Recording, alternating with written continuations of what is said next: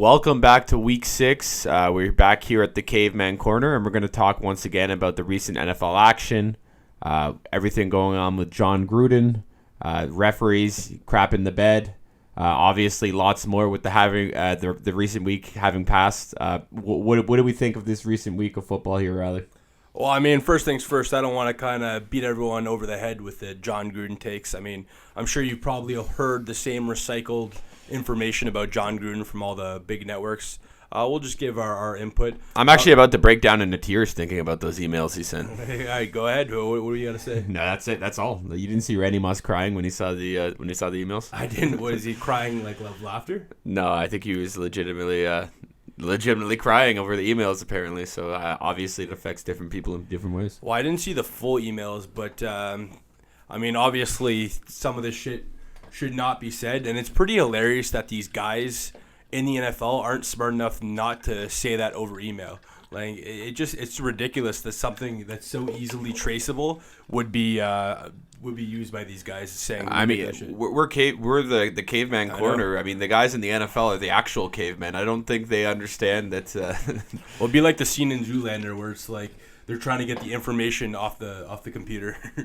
Yeah, I mean, it's pretty stupid to message from a personal email to your friend's official NFL email. I don't think he realized that obviously that could be pulled. And the funny part is, I mean, it was pulled as part of the Washington football team investigation into Dan Snyder. So it's not like they were looking for John Gruden. They just kind of ran into it as part of the 500,000 emails they went through. I actually didn't know that. I thought it got caught in the crossfire. I thought it would have been like a whistleblower. It's pretty funny too because they only released the Michelin tire comment, and then it kind of. I feel like they weren't willing to fire John Gruden over that, but then just email after email was leaked. Well, it was the NFL. I guess we'll end with the John Gruden stuff here. It was the NFL who leaked the emails. They had told the Raiders, hey, you got to get rid of him. We're going to drop this email. And when they didn't, they dropped more and more until eventually it's like, oh, who knows what else? Maybe they didn't even release. I'm sure they released probably the worst stuff. Well, I got to say, in all those ridiculous emails that were dropped, there was one that was absolute gold. John Gruden saying he's an anti-football pussy is an absolute bar. I love that, and I'm actually going to use that more often because I feel like there is a lot of people in the NFL, Roger Goodell included, that can be kind of an anti-football pussy. He did call it was Roger Goodell. Well, that's what I'm saying. I don't want Roger Goodell to come down and. It was that one, and there was one where he told the Bucs owner to suck his dick or something like that. Just something completely outlandish and out there. Well, I mean, in every pile of shit, there's a silver lining, and in this huge pile of shits that were these emails, he nailed that one, the anti-football pussy. Yeah, facts. Well, John Gruden is currently unemployed now, so maybe we get him a job in the Caveman Corner. Toss him some Manscaped gear, get an extra third member of the team. I think we get a huge viewer boost from the alt-right audience. Maybe that's exactly what we need to get this going here. Bunch of cavemen following the Caveman Corner. Moving away from John Gruden, I guess we could talk quickly before we move into our Caveman and Chooch of the week. How did you do last week? No, actually, I wanted to bring it up talking about anti-football pussy. I wanted to talk about that call in the KC Buffalo game, the roughing the passer on Josh Allen. That is an anti-football pussy move right there by the ref. That was not a roughing the passer, and in that key moment, calling something that borderline is ridiculous. I think you nailed it with your last word. I think it was a borderline call. I'm not sure if and when I would have called it, but I think the situation they called it, the game was getting out of hand. Chiefs get that stop on the third down. They're back in it. The Bills would have been punting from their own end zone. It really, in actuality, it kind of took them out of the game, right? It was the fourth quarter. I was at that point, I was still saying anything could happen, especially with Mahomes, but getting that automatic first down from the roughing the passer just kind of iced everything. Kind of killed what was going to be a fun Sunday nighter, but exactly. Sorry, do you have anything else you want to say on that one? Well, I was going to say, if going into the playoffs, if they're making calls like that, my head is going to fucking explode. Like, I cannot handle that in playoff football. Yeah. So hopefully these refs have some sort of meetings. I know they're cracking down on shit, but that should not be called in key moments, especially in the playoffs. I've actually got a theory on this. Okay, it's called the Ed Hockley theory. That guy is ripped. Yeah, that's my theory. Deuce Gruden, shout out. Shout out Deuce Gruden. Not fired. Still with the Raiders. My Ed Hockley theory is that refs, growing up, they saw Ed Hockley, how jacked and admired he was, and everyone started hitting the weight room, and maybe they didn't spend enough time on the books I think all the muscles and you know all the power in the body is going to the upper arms and the upper chest, and they're lacking in the head department. So I think what they once had in brains, they've sacrificed for brawn. Quite the theory. Honestly, though, I feel like if they're just a bunch of meatheads, they would allow it. They'd just be allowing any sort of roughing the passers. You could like attack quarterbacks' knees. I feel like that'd be a meathead move. I'm telling you, all the refs are jacked now. You guys got to spend more. We want the nerd refs. Bring those guys back. And kind of segueing from the Chiefs Buffalo game. I'm going to go right into my Chooch of the Week. Hold on. Before we move to Chooch of the Week, I did want to speak a little bit. It was redeemed a little bit by a great Monday night game. That was an awesome game. What a great comeback by the Ravens, and a big fuck you from Lamar Jackson to everyone that said he couldn't throw the football, because he was dialing it up that night, other than the first quarter when they punted a few times. Yeah, like Chris Moore go off. Who the fuck is Chris Moore? Marquise Brown going off. Mark Andrews going off. Man, a hell of a game. I'll let you transition now. I just wanted to touch on. I thought it was a good Sunday of action, and the Monday nighter definitely redeemed a pretty disappointing Sunday night. Well, I don't know if it's just recency bias from my perspective, but I feel like all the primetime games this year have been phenomenal. Like, besides maybe... we've been saying that every week, yeah, for sure. Yeah, it's been crazy. Again, maybe recency bias, but I've loved the primetime slates of games, and I've won some fucking money on them, so let's keep it rolling. But yeah, I was going to talk, because we talked about the Bills-Chiefs game. My Chooch of the Week is going to be a little different. You know, we've given it to coaches, we've given it to just random players, but this one, I am going to give it to Brittany and Jackson Mahomes. You know, a little out there. You know, we got the wife of Patrick Mahomes and the little brother of Patrick Mahomes, but just absolute jokes. Like, Brittany was just complaining all over Twitter, just making it all about herself. I don't know if people realize this, but big complaints were going the past couple of years about Chiefs getting all the calls their way, and I know it goes back and forth. But I mean, of course, when now it's not working in your favor, then you're gonna complain. And Jackson Mahomes, like, this guy is just an absolute mess, pouring water on people in the stands. He's making the ultimate cringe suspect TikToks. Just making it all about them, when clearly Patrick Mahomes is the $100 million man. I mean, I think John Gruden's got you on his payroll, man. Yeah. Talking about Jackson Mahomes. What, did he? I didn't even hear about that. No, I'm just. But if I were to compare Jackson Mahomes to anyone, it would be like the cheerleaders from Longest Yard. You know, the worst thing that could happen is Brucey coming in there, bringing them into the side room, and showing a little wrestling move. Yeah, I don't. Maybe I don't follow Jackson Mahomes TikTok close enough, but I saw one, and that was enough for me, and I steer clear, and I enjoy it. Yes. I enjoy Patrick Mahomes without having to worry about what his wife and brother are up to. Honestly, yeah, I probably should have followed your lead on that. Yeah, I just steer clear from that one. But you want to drop your Chooch of the Week? Yeah, I mean, typically I like to start with the Caveman of the Week, but sure, we'll start with the bad performance. I'm going with every NFL kicker this week. Probably a little bit of a dick move to pick on every single one of them, but I think there was an NFL record of, it was either 15 or 16 missed, not field goals, I think it was convert attempts or something like that this week. It was something insane like that, or maybe it was kicks in total. But there was a ton of missed convert attempts, and the Packers-Bengals game in particular, I'll single that one out, was the funniest segment of game I think I've ever seen. It was, if you look at the drive series when it shows you, like, score, punt, whatever, it was missed field goal, missed field goal, missed field goal, missed field goal, missed extra point. It wasn't like they were long field goals too. These are like, some of them were like chip shots. I think there was maybe a long one mixed in there, but I think that the cherry on the cake of missed field goals was the Bengals kicker missing wide left and then celebrating thing it went in. Oh my god! And he got lifted up by his holder, and then he looked in kind of like horror when he's like, "Oh, I didn't make it." How did 5 different people fall for it too? There was like 5 of them celebrating. Yeah, it was bad. Mason Crosby finally decided to ice the game after it's pretty much a death sentence for any fan. I don't know if there's any. The Grammatica brothers are rolling in their grave watching this. I don't know if there's any red zone fans too, but it was probably the most exciting time to watch missed field goals because Scott Hansen was fucking losing it. Anytime there was a missed field goal, oh, not again! He just loses his mind. I love Scott Hansen, love NFL red zone, and honestly, I love kickers missing. It's enjoyable. If you don't like red zone, you don't have a soul. But yeah, I'll like I said, hand out the Chooch of the Week to every single NFL kicker because you all bear the brunt of this blame for all these missed kicks, except Young Hoku will forgive you. In terms of my Caveman of the Week, I'll move right to that. I'll move up to the man who filled the stat sheet like no other. I'm talking, of course, Kadarius Toney. I wouldn't give him the Caveman of the Week simply for having a lot of catches and a lot of yards, which he absolutely did. Had that one play where he gave Diggs the work and beat him inside, went back out. More so, this is about stuffing the stat sheet. I love that as a Caveman. So he had all those catches. He had 190 yards with the backup quarterback, but he also had a headbutt to his teammate on the sideline where he hit him in the face. A staff member, I think. Yeah, a staff member, something. I think it was like a teammate on the practice squad. Maybe it was a staff member. It was just really weird. He was on the sideline angry, and then he got up and headbutted the guy by accident. I don't think he even noticed he did it. Love it. Then he also punched a Cowboy in the face. I think it was former Falcon DeMonte Casey. Once DeMonte Casey pushed down his guy. And then finally, to end it off, we couldn't just end with a headbutt and a punch to an opponent and 190 yards. He got carted off the field after the game, after he had punched the guy.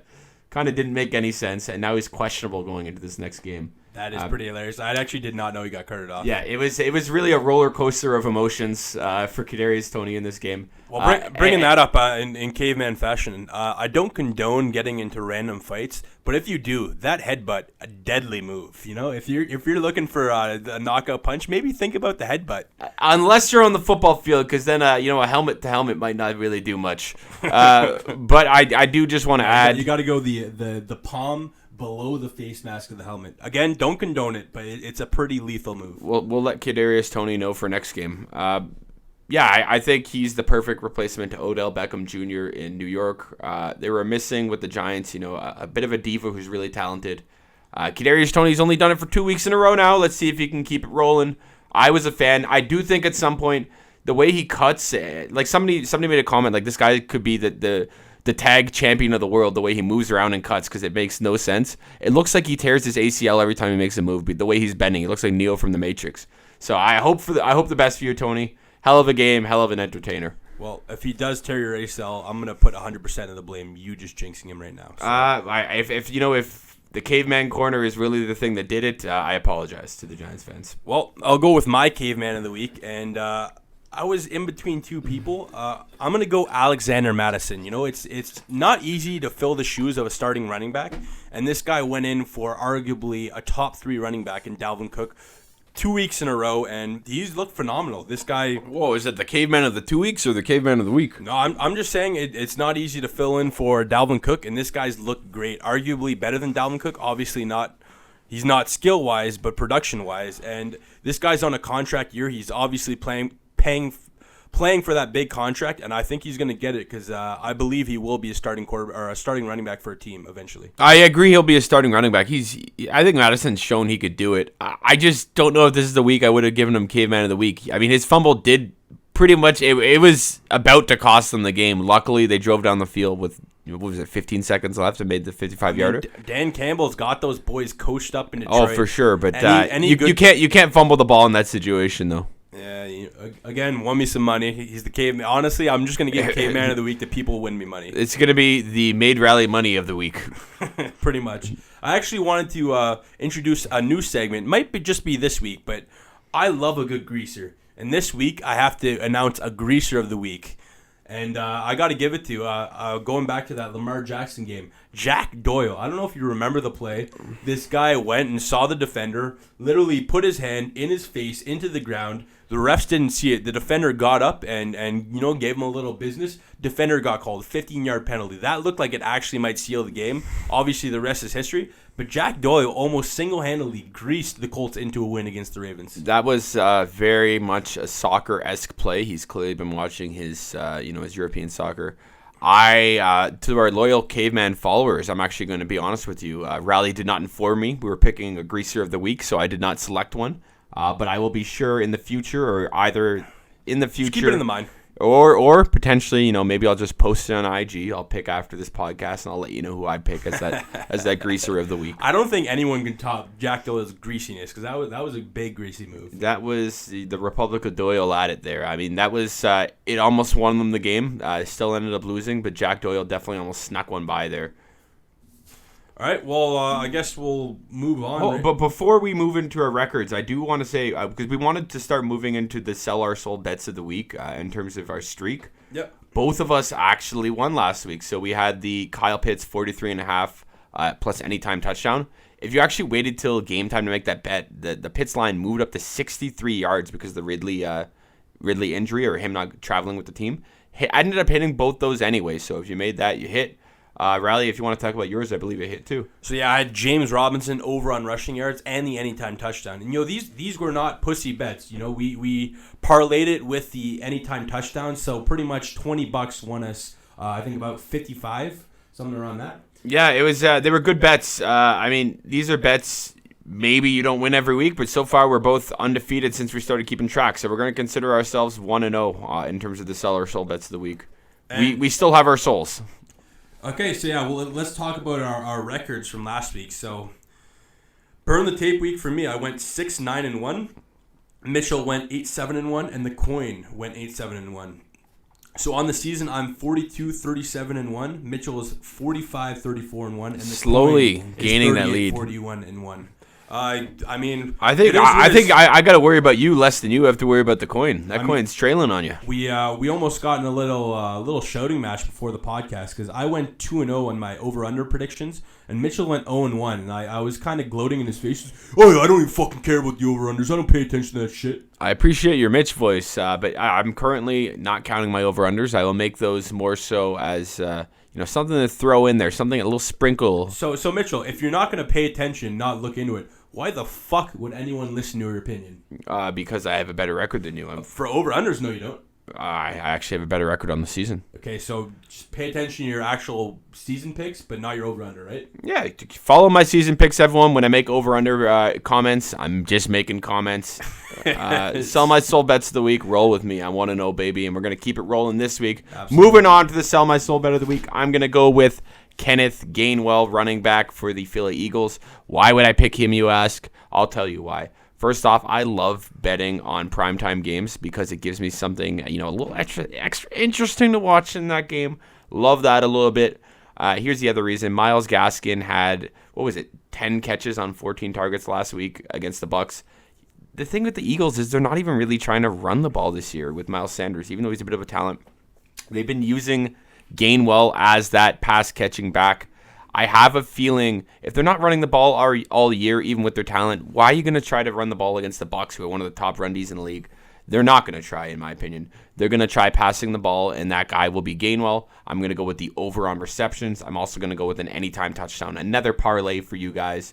And I think that one could hit for some extra money and a little something to watch during that primetime game tonight. That is a big balls move. So you don't have the actual number on hand? The catches, I had it. I apparently didn't bring it with me. I think it was 3.5. It was either 2.5 or 3.5. But I'm going to go with the over regardless. Myles Gaskin had 10 catches last week. So I think Gainwell will go over. I mean, again, to segue from those primetime picks, I'm actually going to go with a primetime pick as well. This is one of those players. I actually fucking hate him. I think he's pretty bad. But I just can't imagine he goes the whole season a dud. I'm going to go Ronald Jones over on rushing yards. Let me ask you, what would you guess his rushing prop is right now? For this game against the Eagles? He's getting what? About a series a game. I would guess maybe about 18. 12.5 is over/under set at for rushing yards. I just can't imagine that the Bucs don't employ a heavy rushing attack against the Eagles. I got to go the over on 12.5, and I'm sure if you wanted to parlay with anytime touchdown, you'll get a ridiculous number for that. I don't think I have the balls to do it this week. I'm just gonna go the over 12.5. I already put I think throw a little something on here for the fan. That's a boring bet. Well, going if you want another primetime one, I was looking Jalen Hurts. I mean, the rushing prop's going up and up, but I think it was over 47 rushing yards. I'm going the over on that. I think Jalen Hurts will have the over. Obviously, people will talk about the Bucs are good at stopping the run, but it's completely different when you're talking about a scrambling quarterback. I think Jalen Hurts is going to get out of the pocket. He's going to call his own number more than you think, and I'm going to go with the over on rushing yards. Okay, so we're going to make, just to be clear, our Gainwell over on the catches with Gainwell touchdown, and you're going to go Hurts rushing yards parlayed with Ronald Jones rush yards. Sure. There we go. So pretty much we're just sticking to the Thursday game tonight. I mean, fuck, why not? All right, fair enough. Well, at least we got something to watch for the Thursday night game. Before we move on to the actual slate of games, anything else you want to get off your chest there, or are we good to go? No, I'm good to go. I mean, we'll talk about these upcoming games. I'm sure I'll think of stuff that I had in mind. So let's get it going. First, we got our Thursday nighter. We got the Bucks at the Philadelphia Eagles with the Bucks favored -6.5 and the over/under set at a whopping 52.5. I was actually a little shocked to see this over/under that high, and I hate that we picked the same team. I'm going with the Philadelphia Eagles, and I'm going for the reason I do think Tom Brady's a top 5 quarterback in the NFL, but this guy's 44 fucking years old. He's one of those guys that wakes up at like 5 a.m. This guy's not a night game kind of guy. Past his bedtime? Past his bedtime, man. Imagine if this guy wakes up that morning too, has morning sex with Giselle. There's absolutely no chance this guy gets enough energy to have this 8 p.m. slate game. I'm just going to go with the Eagles on this one. I don't know if he's got energy to have sex with Giselle after mouth kissing his son for so long. But I actually saw we're going to go with 6.5, but I think the spread actually even went to 7. So I really like the Eagles at -7 or +7. So if you're looking to make that bet, go at it. Anything you want to add? I mean, in terms of this game, I think you nailed the big points. Somebody's got to tell Tom Brady not to show up to a Super Bowl if he can't play at night because he might be in trouble. I think he's won a few of those before, hasn't he? I don't know, man. He's got some sort of like wheat grass shit that maybe he puts in his shake to get him going, or maybe he changes specifically for the playoffs and Super Bowl. He must change his TB12 diet. Well, honest question. Do you think when it comes to like Super Bowl week that he would change his sleep schedule? Like he would, because I actually heard he's like a 5 a.m., 6 a.m. waker upper. I'm sure in terms of that, maybe he's changing around a little bit. Whenever you're a player playing in a night game, you're changing your schedule up a little bit. It's not the same as usual. I'm with you on this one. Tampa kind of, fucked me last week because I thought the Dolphins would cover that spread, and they kicked the shit out of them. But I think Philly can hang in this game. It's a primetime game, and the primetime games have been fairly close this year, so hoping for another good one here. And we got something to follow along with those sell our soul bets. I'll also take the Eagles to cover. All right. Next up, we have the Miami Dolphins at the Jacksonville Jaguars. The Dolphins being favored by -3, and the over/under set at 47. Holy fuck, did both these teams look awful last week.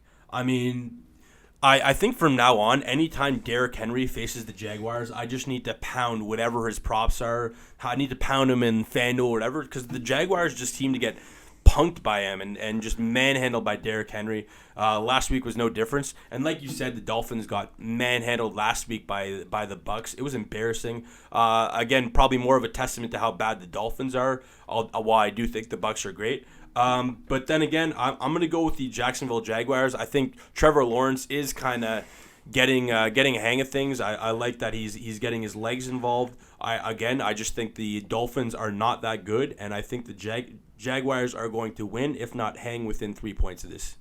Jaguars have lost 20 in a row, so that's a bold take if you think you're going to win this. Was anybody else happier about the John Gruden news than Urban Meyer? This guy. Well, technically, we were talking about the race to who's going to get him fired. He resigned, so I'm not counting that as a firing. I don't know if the official odd makers was counted as a firing, but it was technically a resignation. I didn't have a bet on that, so I couldn't tell you. But yeah, I mean, Urban Meyer can finally show his face after being in hiding for a little while. Maybe grab another grill, just keep it off camera. Yeah, Dolphins obviously got shit pumped last week. I did read that Tua is taking some practice reps this week. If I was to guess, he's probably not all good to go yet. Call me crazy. I don't even think Tua's that much better than Jacoby Brissett. Yeah, I need to see more from him healthy. The problem is he's never healthy, and coming back, it's going to be tough to get back in the mix of things. If there's a game Jacksonville's going to win this year, I mean, this is one of the ones they got a shot. I mean, they're going to get the Texans again, who beat the shit out of them week 1. But this is one of the ones they're going to have a shot. I think they're going to cover that 3-point spread. Like you said, Trevor Lawrence seems to be getting a little bit better, minimizing those turnovers. Dolphins' defense has not looked like it did last year at all. They've really disappointed this year. And offensively, I don't know what's going on over there. Brissett's obviously not the guy. He's just kind of been thrown in there. And they got a lot of injuries at receiver right now. They missed Devontae Parker last week, Will Fuller last week. Jalen Waddle's a talent, but he's still a rookie. It's tough to throw all that pressure on a rookie. I'll take Jacksonville to cover this 3-point spread. Sweet. Next up, we have the Minnesota Vikings at the Carolina Panthers, with the Vikings favored -1 and the over/under set at 46. I'll let you start off with this one. Yeah, sure. Do we have any news on whether or not Dalvin Cook's going to completely play yet? I know he was close last week. I don't know that, but I actually don't. the way Madison's been playing, I don't even think it's that much of a needle. I disagree. I think Dalvin Cook is still the guy there. Madison's been good. I don't think he's not. I don't think Madison is the guy now. What I'm saying is just running back's the most expendable position. I think when you have a really solid RB2, it's not that much of a difference. I get what you're saying, but the Vikings already paid Cook, right? He's already on the team. Once you've already paid the guy, and he is definitely more talented than Madison. That's not my argument, though. It definitely pushes the needle. I agree with your argument that running backs are the least valuable position in football, but Cook is a lot better than Madison, in my opinion. It pushes the needle a bit, and that's why I'll be taking the Vikings by 1 here. Man, they really kind of crapped the bed last week against the Lions. The Lions are such a weird win. Yeah, Ugly win. because your boy Madison kind of fumbled that football and kept alive in Survivor. I had the Vikings pick for Survivor, and you know what? I hope for that win, but I really want to see the Lions win. Yeah, but Carolina was kind of exposed a little bit last week. The running back that we probably should be talking about here is Christian McCaffrey. It looks like he'll finally be returning to the lineup this week, and we all know how much of a difference maker Christian McCaffrey is.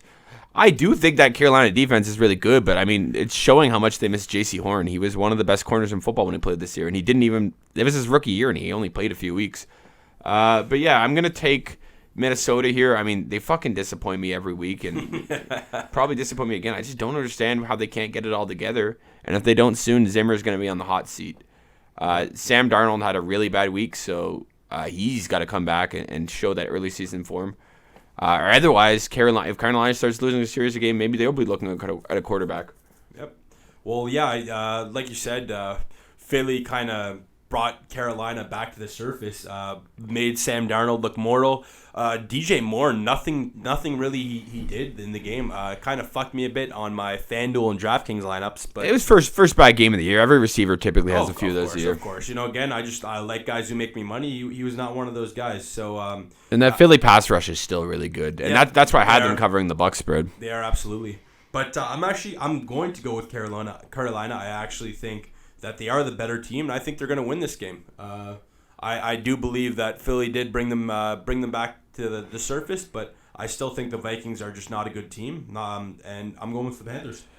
Yeah, it's pretty much a pick 'em. It's a tight game. I'm taking Minnesota, but I do think it's close. Mitchell, we completely forgot to do the coin, so we gotta go with the coin for 3 straight games. So we're reversing back to Philly to see who the coin will take. Tampa Bay at Philly. Got heads for the home team. Going Philly as well. I could see the coin coming out with a vengeance after being forgotten about. Yeah, honestly, I'm a little afraid. I mean, 8-7-1 last week for the coin, not too shabby. Miami at Jacksonville, going the home team again. Jacksonville, okay. The coin just copied us 2 straight. He knows something we don't. Can the coin make it 3 in a row? Tails. The coin is going Minnesota, following your opinion. All right, we'll go with the 4th game. The Los Angeles Rams at the New York Giants, with the Rams favorited minus 10.5 and the over-under set at 47.5. So I'm going to start off by saying I assume Daniel Jones is playing.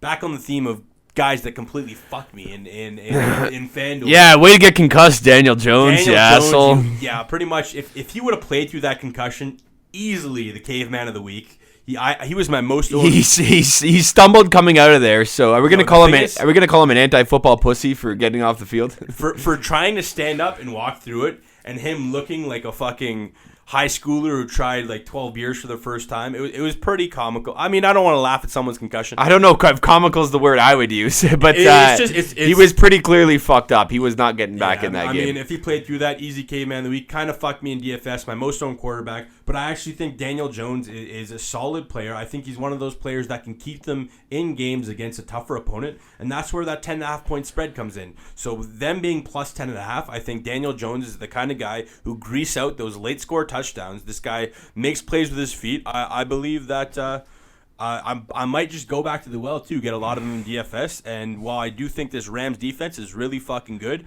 I think the Giants are also good enough to cover that 10.5 point spread. Yeah, I'm gonna throw an asterisk on this one. I feel like both of us should have the right to switch to the Rams if Daniel Jones is if he's ruled out of the game. Mike Glennon, I have no confidence in it. If Mike Glennon's in there, I'm sure the spread will go into like the high teens. Mike Glennon and Davis Mills are dinosaurs from a lost time that still survive. Those fucking what is it?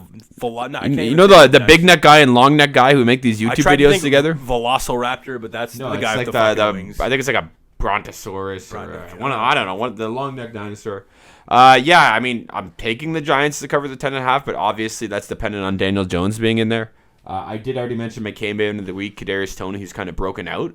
It's going to be interesting. If he got Diggs last week and he kind of gave him some work, it's probably going to get Ramsey this week, and that's probably the best corner in the NFL. I mean, you got to keep in mind Sterling Shepard's back, and while Sterling Shepard is very injury-prone, he is a very solid receiver, and I would say he's the wide receiver one in this team. Yeah, especially with Golladay gone. I'm going to disagree. I think Toney's a way better talent. I think Shepard is really solid. I'm tired of your fucking Kadarius Toney praise. He had one good game. He's had 2 good games in a row. I think he's a way better talent. He was drafted as such, and he's done things that Shepard can't do, and that's why they drafted a receiver in the first round. But I actually like Shepard. I think Shepard's a very solid NFL pro. I think he's a really good number 3 receiver, maybe even a solid number 2 on a lot of teams. Like the Falcons would love a Shepard as a number 2.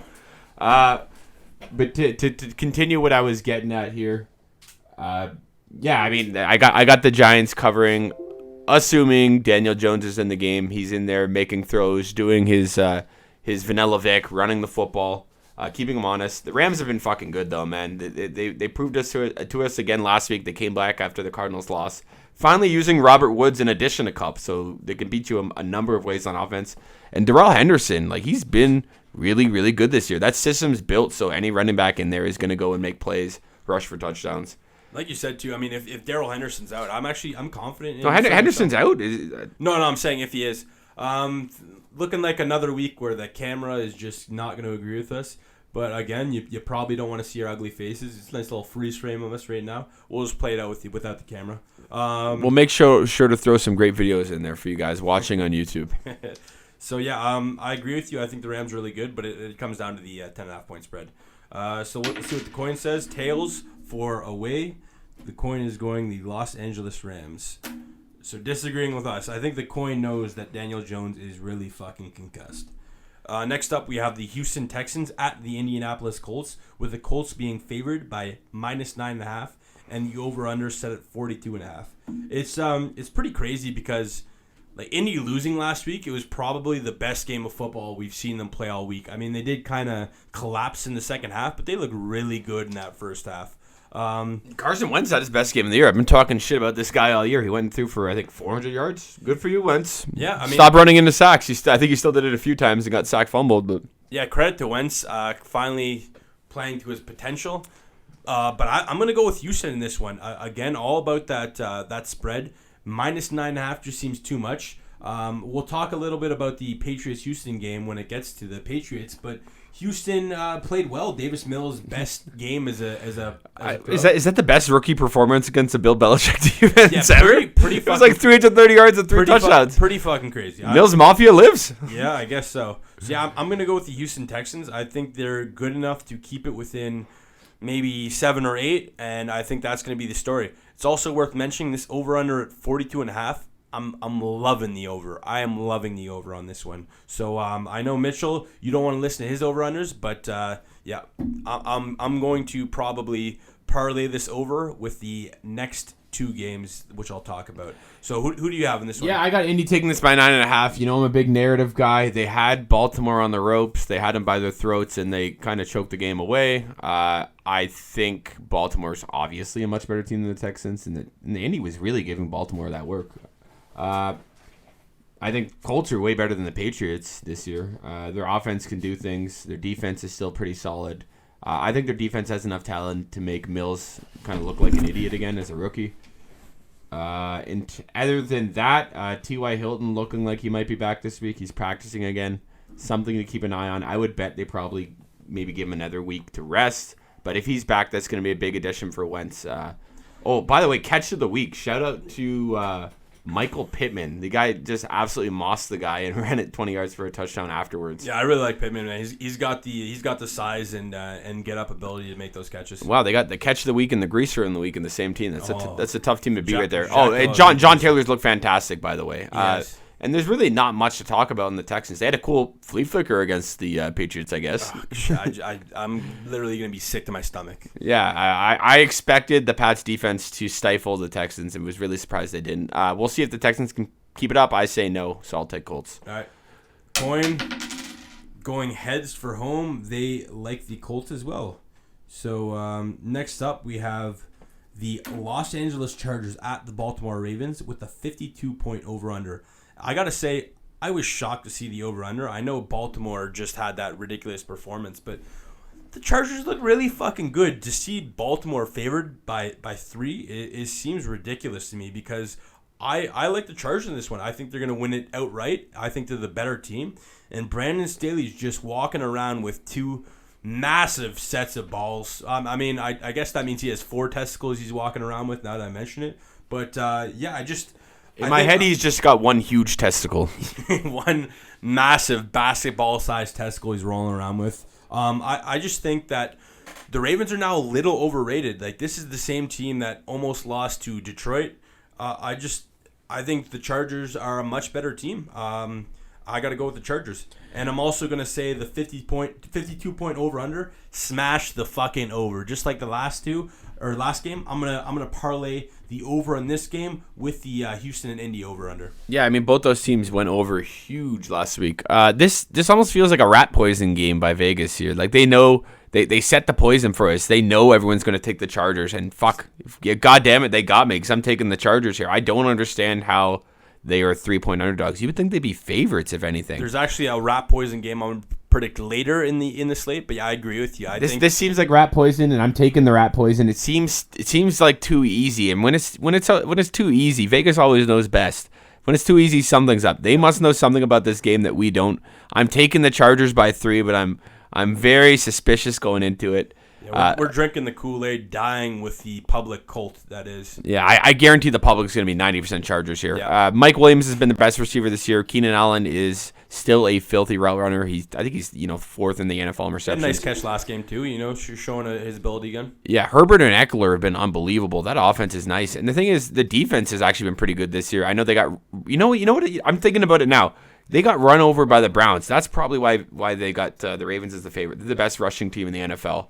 But then again, you look at the Chargers, and they fucking clobbered this Browns defense. Like, Browns defense were hyped up to be an elite defense, and the Chargers just willingly went down the field. No, it's true. Yeah, I mean, hypothetically, they should be able to do the same to the Ravens. I know the Ravens have some ballers on defense, but we'll see what happens here. Lamar Jackson's had a fantastic year. Marquise Brown has been unbelievable. Like, I wouldn't be surprised if at the end of the game, it's like both teams are in the 30s. Like, that's why I look at this 52-point over-under, and I fucking love the over. If the Ravens traded running backs with the Texans for a day, would anybody notice?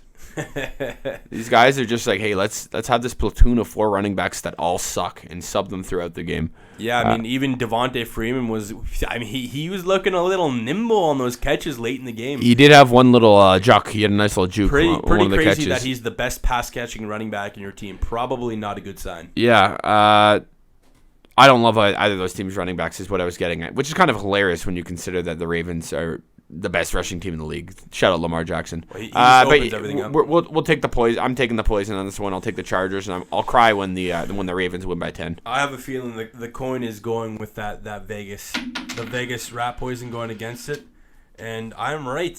The coin is teaming up with Vegas this week and going to fuck us. They're going Baltimore. Vegas gave the coin a tip. Next up, we have the Cincinnati Bengals at the Detroit Lions, with the Bengals being favored by -3 and the over-under set at 47.5.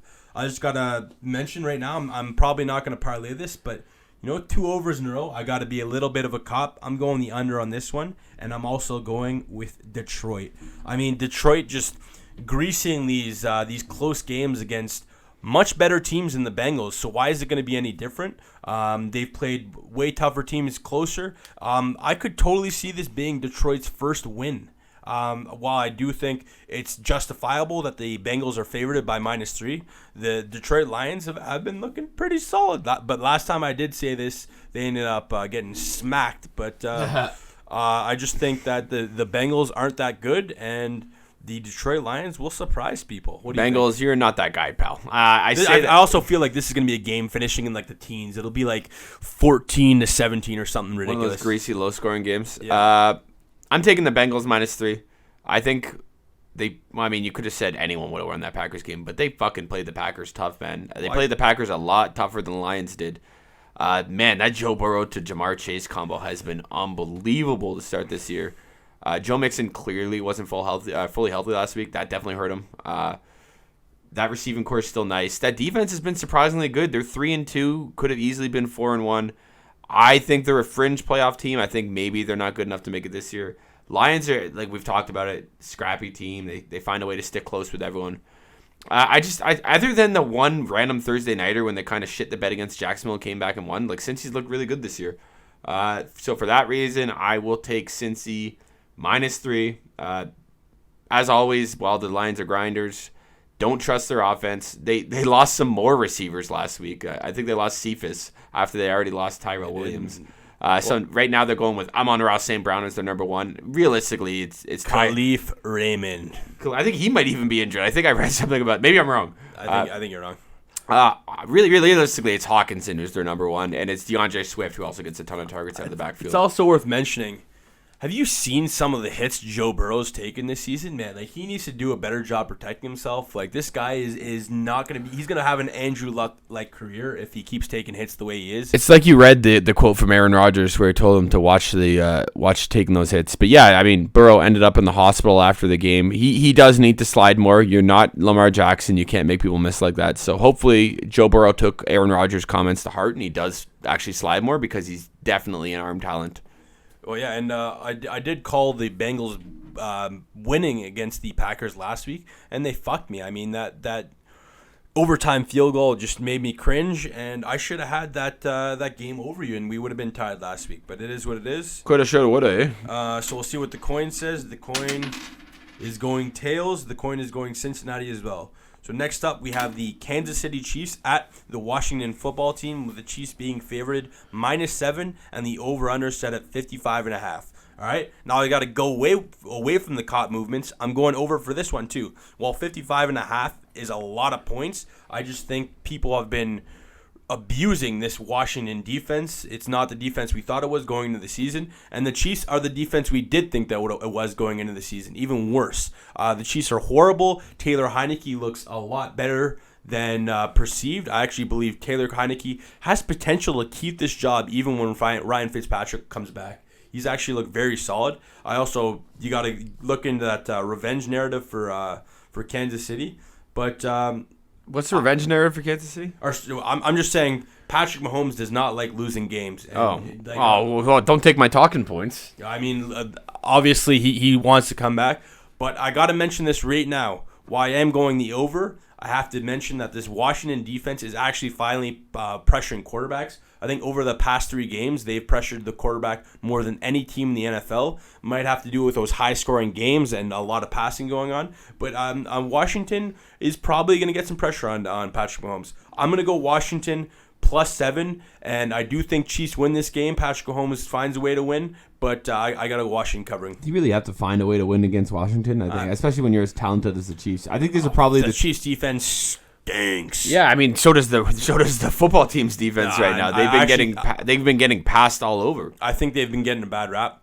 Based on what? They've been smoked the last few weeks. Based on the stat that I just provided you, I think they're trending better than they are. Like I don't think they're a bottom like 10 defense. I think they're kind of middle of the line. Well, and I don't know where you got that from, because I just saw the Saints pass all over them. I just saw the Falcons pass all over them. I'm talking about pressure on the quarterback. I know what you're saying. Obviously, they're not the defense we thought they were, but what I am saying is they're trending upwards, and it's all about the defensive line, the pressure for them, and they're starting to do that.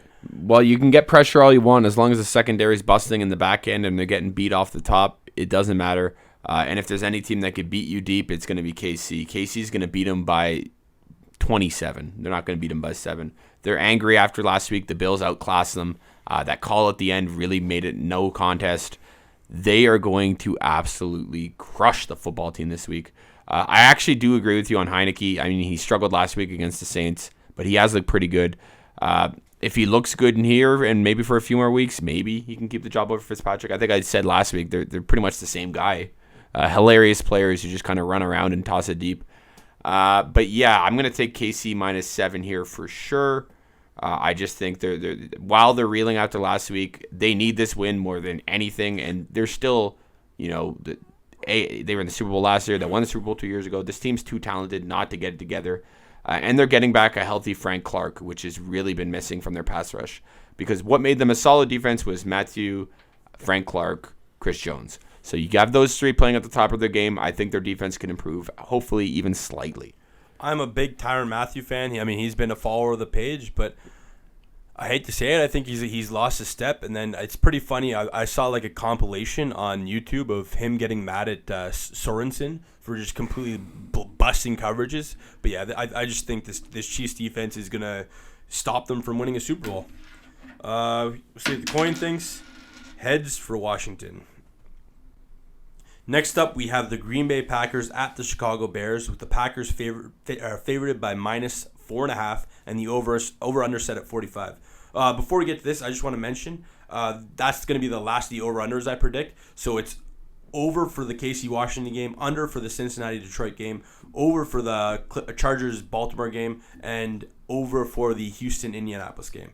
So anyways, going back to this Packers and Chicago game, I'm going with the Chicago. I said it last week. I think Green Bay is overrated, and I think this Bears team's a little underrated. While I'm not completely sold on Justin Fields yet, I do believe they're going to put a game plan where they're playing conservative football. They're letting their defense do the work, and Justin Fields is gonna be doing a heavy dose of rushing. They're going to stick in the read options, the design runs, and they're just kind of going to grind this game out. It's going to come down to how many points Aaron Rodgers can put up. But again, I just think this Bears team is underrated and the Packers are overrated. What do you think? I love the Packers. I think I've been picking them every single week since week 1. I'm looking at your pick right now. Hey, I was going to get to that. I love the Packers. I've been rolling with them, but you can only ride the week 1 revenge narrative for so long. I think they probably still win this game and move to 5-1. However, this is a division game. Chicago's defense is good. It's a Bears home game? It's at Bear Stadium, Soldier Field. Yeah, at Soldier Field. Like I said, you can only ride that narrative for so long. I think the Saints showed that Green Bay can be stopped. Chicago's a talented enough defense to give them, kind of some similar. Nobody's going to stop the Packers like that was stopped week 1, but Chicago can give them similar kinds of problems with their mix of pass rush and talent in the secondary and Roquan Smith in the middle. I've got the Bears to cover this 4.5-point spread, probably lose the game unless the Chicago passing offense can finally get going, because God, that passing offense has sucked this year. Like, Justin Fields isn't going to be able to pass for 120 yards against the Packers and win the game like he did against the Raiders. They're going to have to get it going through the air. They're probably going to be playing from behind a little bit. So they need to get some A-Rob going. They need to get some Darnell Mooney going. If they're able to do that, they have a chance at staying close in this game. And shout out to Damian Williams and Khalil Herbert, because both those running backs looked pretty solid in that game last week. Yeah, credit to them. No knock on David Montgomery, but again, that's the kind of expendable position the running back is. Both of them look great. So yeah, you got Chicago. We'll see what the I got them to cover. Sorry, Green Bay. You've been good to me for the past 4 weeks, but this is the week I'll pick against you. Coin looking to make up some ground, going Green Bay in this one against both of us. So next up, this is probably the most head-scratching odd maker. Like, I was a little kerfuffled about the Chargers game. Yeah, I just used that word. Pretty impressive for a caveman.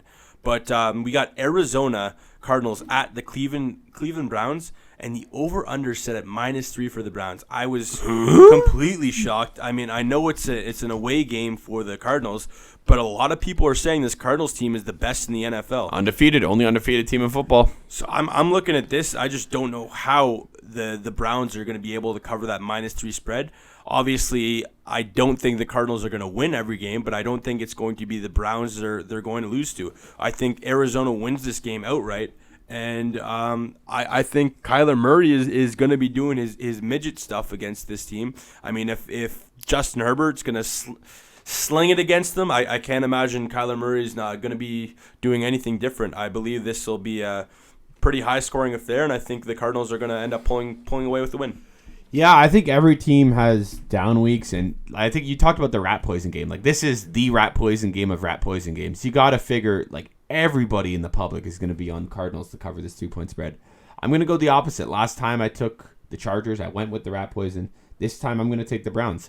I think, I know they obviously had a shit week against the Chargers. I just can't see them. They're too talented to let that happen again.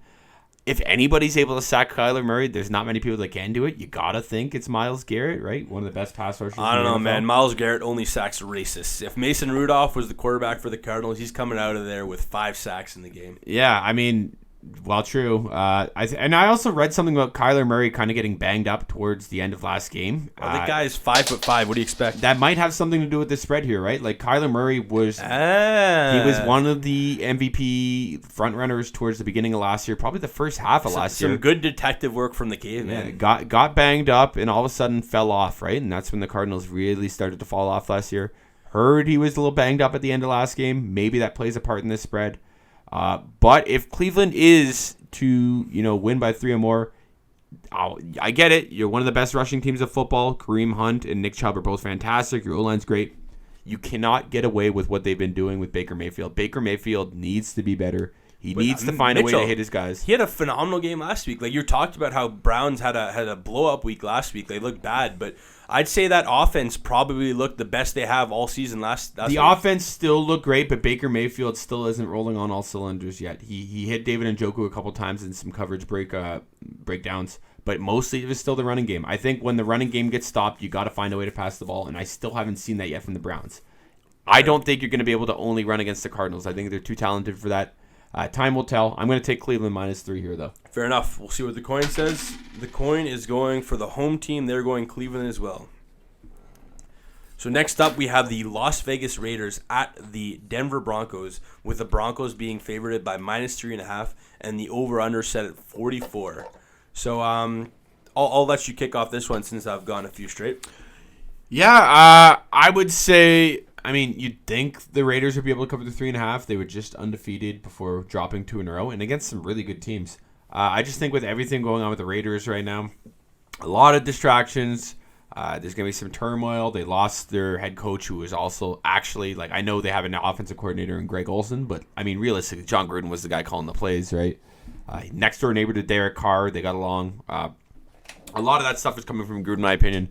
And I think there's just going to be so much going on. You could put it either way, hey, they want to get that stuff in the news behind them and play a sick game. But I think it's more likely they're distracted. They're too focused on what's going on with Gruden. There's so much stuff going on there. I think the Broncos, they're another team, right, who started the season great and have kind of disappointed since. I think they kind of right the ship this week. Got to get the run game going, and the Raiders are probably the team to do it on. They've actually been surprisingly good on pass D. So, a healthy dose of Javonte Williams, a healthy dose of Melvin Gordon. Teddy Bridgewater needs to return to what he was doing the first few weeks. I think they will win by 3.5 or more. Broncos defense is good enough to stop those guys that the Raiders has on O. And I think they'll be able to get the run game going here. See, I've actually, man, the beginning of the season, I was so high in the Broncos. I eventually put them in the top 10 in my power rankings.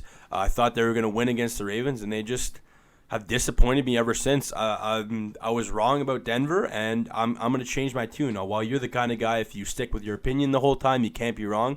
I'm going to change it up this time. I'm going to go with the Las Vegas Raiders +3.5.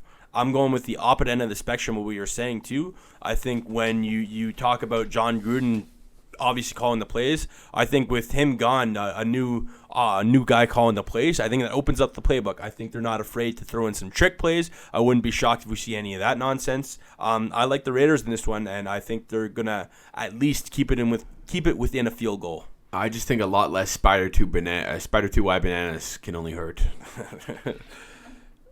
I also think that the Raiders are going to be thinking there's no chance that we're going to let John Gruden call us a bunch of anti-football pussies. They're going to play for that. And I'm also curious, you think John Gruden is at home watching this game, just rooting for them to get fucked up, or he's just thinking, I'm not watching football for the rest of the year? No, I would bet the Raiders are still his guys. I don't think he blames the players, and those are the guys he chose to keep on the team. He probably doesn't even blame Mark Davis. Mark Davis didn't have a choice in getting rid of him. He probably blames the media, right? I think he's probably, if I was to guess, I'm just guessing, he's probably why the fuck did I send those messages? Or maybe he truly mean it. And yeah, I'm sure he blames, Twitter, social media, that kind of sort of stuff. I mean, blame yourself a little too there, buddy. But let's see what the coin says. The coin went heads for Denver.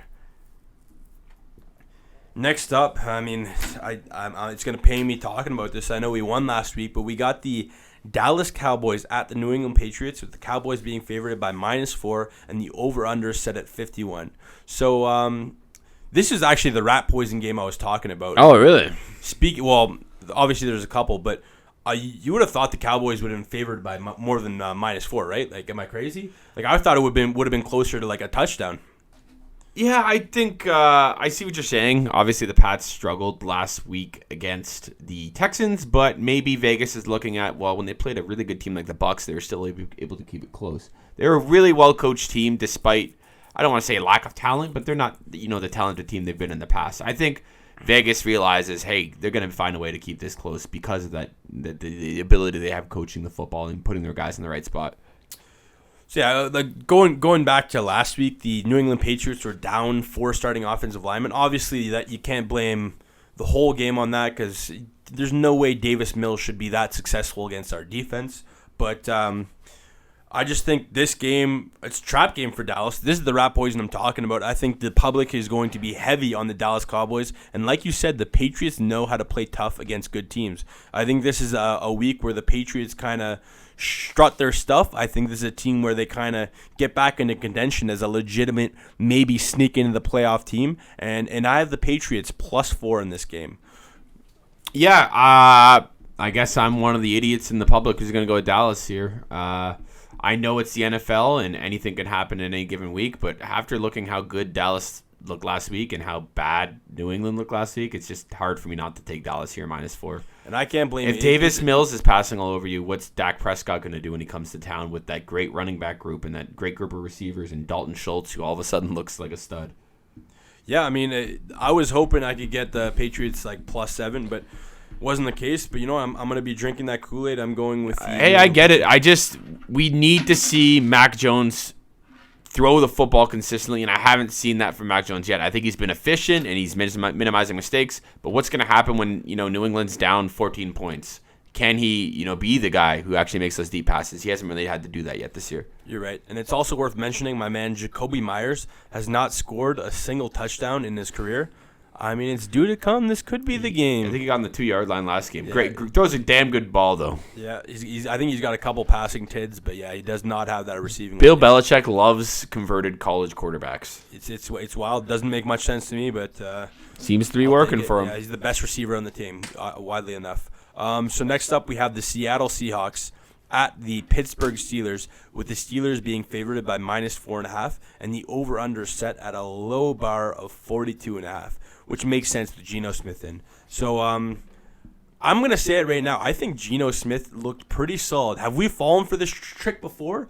I think we have, but I'm going to have to go with the Seahawks in this game. I don't think the Pittsburgh Steelers should be favored by this much. I think people are forgetting because of one okay game that Big Ben Roethlisberger is still a fucking bum this season. I still think he's trash, and I think he's going to get exposed again, not from a great Seattle defense, but from a Seattle defense that knows how to abuse this guy. I think that Seattle's going to grind this one out. I don't want to touch this over-under because it could be one of those teens games for both of them. But I believe that Geno Smith looks good enough to keep it within a field goal at least. And crazy enough, the money line for the Seattle Seahawks looks kind of intriguing. What about you? Well, it's kind of a must-win game for both teams, right? I think they're both they're both 2-3 now. So Geno Smith is one of those guys I never thought I'd see again. Like, he started with the Jets, obviously, back in the early 2010s. Was a stud in college, first of all. I think it was a second-round pick. I thought he was going to be good in the NFL. Never happened. Got punched in the face, broke his jaw, left the team. And then you mentioned a few weeks ago, right? Like, he kind of had that one random start with the Giants, and then I thought he was blasted off into space and we'd never see him again. But here he is, right? Russell Wilson had played so many games in a row. Obviously had that bad middle finger injury. Just bad luck. Probably going to try to force his way off the team again. Sorry, Seahawks fans. Having said all that, yeah, what are the chances Russell Wilson doesn't they're not in contention for the playoffs? He just says, "Fuck it, I'm not coming back. I'm not coming back for this season. I'm not coming back to the team ever." Maybe. The timeline's 48 weeks on the injury, so hard to say. If they're somehow able to get to even football, I would bet you he comes back. If they're 2-8 or something like that, maybe that's a little ridiculous. Maybe they're 2-7, 2-6. Maybe he says, "Fuck it." But yeah, I've actually. Having said all that about the Seahawks, I've got Pittsburgh winning this before and a half or more. I think the Steelers are a tough team to grind it out on, man. Like, this is a tough team to run the football on. And Seattle's already having a big enough or hard enough time running the football as it is. Alex Collins didn't really look good last week. Chris Carson's got some sort of neck stinger or neck injury. It looks like he's going to play, but maybe he doesn't. If you've got your backup running back and your backup quarterback against a pretty tough Steelers D that has a healthy TJ Watt now, you're probably going to have a bad time. This is a Sunday night game too, right? You just pull a South Park reference. If you Gino Smith when you're supposed to Russell Wilson, you're probably going to have a bad time. Yeah, this is the Sunday nighter. Yeah, it's the Sunday nighter. My God, what a shit Sunday night game. I think you'd be surprised. I think it's going to be an interesting one. I got this lined up as a shit game. The Steelers are a pretty boring team to watch. They lost Juju Smith-Schuster for the year, but I think their defense is still good, especially with a healthy TJ Watt. Big Ben's boring to watch. Najee Harris, pretty solid. Deontay Johnson, both Chase great. Claypool and Deontay Johnson, both good. James Washington has been okay at times. I don't know. I'm going to take Pittsburgh minus 4.5 here because I don't know the health of Carson, and I don't like Geno Smith. All right. The coin is going Pittsburgh as well. So then the final game of the slate, Monday Nighter, which actually I think is going to be pretty interesting, and a lot might classify this as a trap game as well. It is the Buffalo Bills at the Tennessee Titans, with the Bills being favored at minus 5.5 and the over-under set at 54. So I'm going to go straight up and say it. I think the Bills, while I said potential trap game, are going to slap the shit out of the Tennessee Titans. I've been saying it. I think the Tennessee Titans are not that good. I don't think... actually, Julio Jones did practice on Wednesday. So he looks like he's going to play. He might be playing, but I think it all comes down to if Buffalo can stop Derrick Henry, the Tennessee Titans don't stand a chance. And we've seen it. Josh Allen just abuses every single defense he plays against, except for week 1. But I just think... We forgot about that. We won't talk about that. Throwaway game, but I just think... Burn the tape. Titans defense is shit, and Josh Allen is going to go fucking ballistic on this team. I got Buffalo Bills covering that minus 5.5 spread, and they're going to cover it handily. What about you? Yeah, I got the Bills covering this too, mostly because Titans have been ripped apart through the air. And if Zach Wilson's having his career game against you, you don't want Josh Allen rolling to town. Bills have been firing on all cylinders. I could see this as a letdown game.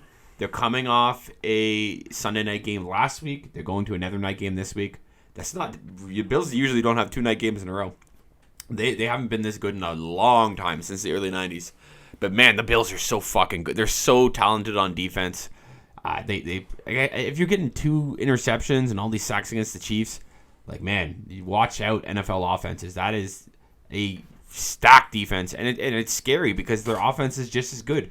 They could realistically finish with both a top 5 offense, top 5 defense, and that doesn't happen very often. Like, that's a crazy thing to happen. Like you said, it looks like Julio Jones is inching towards playing this game.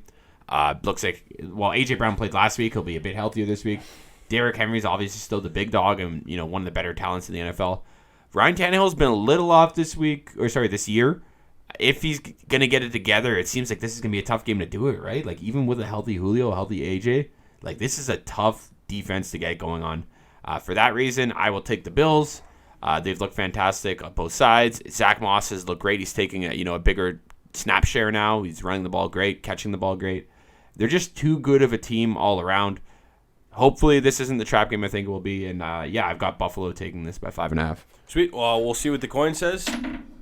Oh, a nice roll. Nobody circles the wagon like the Buffalo Bills. The coin is agreeing with us, going Buffalo. So I'm going to put you on the spot right now. Give me your top 5 teams in the NFL in order. I'll go first to give you time to collect your thoughts.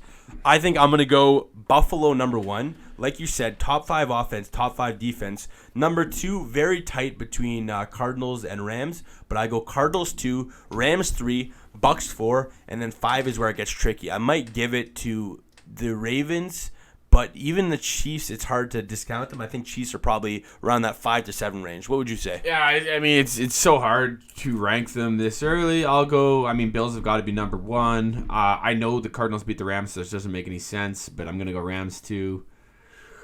Kind of going chalk here, but I'll go Cardinals 4. So you going 3? You just skipped 3. Yeah, I know. I just skipped 3. I'm coming back to it. Man, is Dallas a top 5 team? They're playing like it. Tough to say. Are the Chargers a top 5? There's someone like Chargers too. Yeah. You look at the Chargers. You look at the Ravens. You look at the Browns. All these teams are so close. I think KC is right behind them. I mean, that's really the cream of the crop in my opinion. I'm probably forgetting a team here. I know the Packers have been good. So would you put the Browns over the Chiefs? In a hypothetical power ranking right now, I think they're playing better football. But, I mean, who do I want at the end of the year? It's probably going to end up being the Chiefs.